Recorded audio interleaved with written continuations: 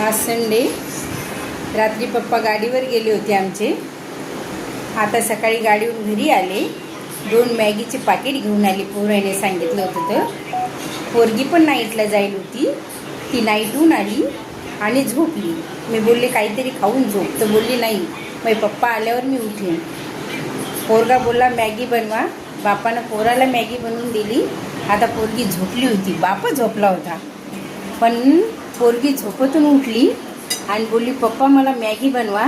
बाप बी घाई उठले आणि हे पाणी ठेवलं आणि आता पोरीला मॅगी बनवून द्यायला लागलेत. आता पोरगी मॅगी खाईल आणि पोरीला म्हणतील झोप बाई, तू आता तू नाईट करून आली, तुला परत नाईटला जावं लागेल. मग मी आपलं काम करते. आपण मी किती जरी म्हणलं आता हे काम कोण करेन, तर मला म्हणाल 2 माणसाचं काम आहे तुले.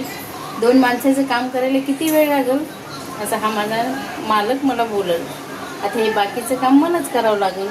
हे खातीन पितीन आणि झोपतील, परत संध्याकाळी उठतील, आम्हाला जायचंय करतील आणि त्याचे ते खाऊन पिऊन निघून जातील.